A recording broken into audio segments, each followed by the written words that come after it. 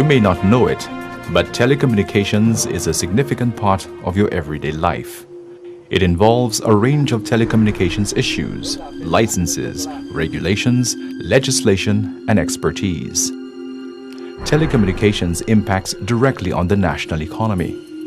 Something as simple as handheld radios used in various applications need frequency authorization. And even wireless microphones use frequencies that have to be managed. The cell phone number that you use was authorized by the NTRC through a numbering plan. So a set of numbers are assigned to each service provider and to each island. This is where the National Telecommunications Regulatory Commission (NTRC) comes in. The NTRC forms part of the regulatory machinery in which ECTEL, the Eastern Caribbean Telecommunications Authority, provides policy direction and acts in the capacity of a technical repository. The NTRC is appointed by the Minister of Telecommunications. The NTRC commissioners are effectively advisors to the Minister of Telecommunications. They provide guidance on formulating national policy on telecommunications with the objective of ensuring that the telecommunications and broadcasting services are delivered efficiently and in compliance with regulations and legislation. The NTRC is also responsible for making sure that providers meet the highest possible technical standards so that your phone or internet service is reliable. It also ensures that your favorite radio station broadcasts within the stipulated frequencies. Another major responsibility of the NTRC is the regulation of prices for telecommunications services. At instances where the market is regulated, prices cannot be set by providers without the approval of the Commission. Section 44 of the Telecommunications Act establishes a fund to be known as the Universal Service Fund, or USF. The USF shall be managed by the Commission and shall be for the promotion of universal service to telecommunications and ICT networks and/or services. Universal service includes the provision of public voice telephony, internet access, telecommunications services to schools, hospitals, and similar institutions, and the disabled and physically challenged.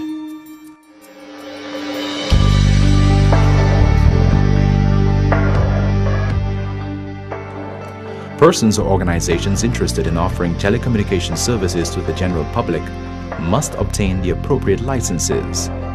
All license applications must go through the NTRC. There are different classes of licenses depending on what services are to be offered. There are 4 license categories: individual licenses, class licenses, frequency authorization, and special licenses. The individual license is for organizations that lay infrastructure and networks to provide an efficient service to the public. Some examples are the operations run by phone companies, internet service providers, radio paging services, and submarine cables. Applications for these services are evaluated by ECTEL. Class licenses are given to operators of amateur radio and radio communication services used by ships and aircraft. Generally, a frequency authorization is required for all uses of spectrum. For instance, the assignment for this spectrum allows for the establishment of television and radio stations. Special licenses are granted on a short-term basis for emergencies but for a period not exceeding 10 days and are not renewable.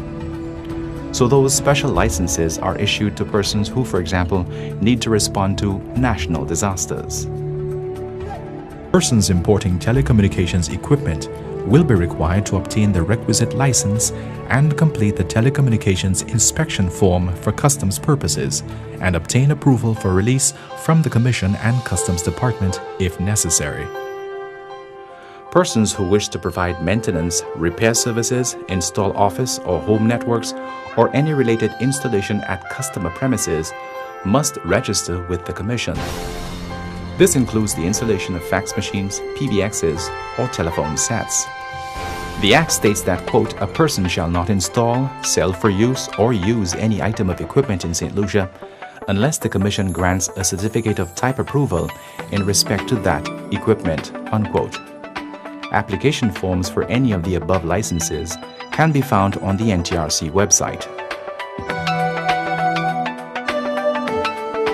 It is essential that persons who wish to offer telecommunications services to the general public or for private purposes seek guidance and the appropriate license from the NTRC. Failure to do so could lead to penalties outlined in the Communications Act. So it is wise, if you are thinking of providing telecommunications services, to get familiar with the Act. As a consumer, you have rights and can complain to the NTRC if the service you are getting is below what was promised or unsatisfactory. Every complaint will be investigated, and if merited, corrective actions will be recommended, subsequent to seeking redress from the provider.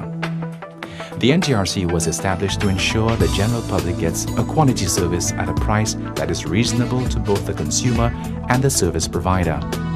There is so much more the NTRC is involved with. Feel free to visit our website or to call our office for additional information.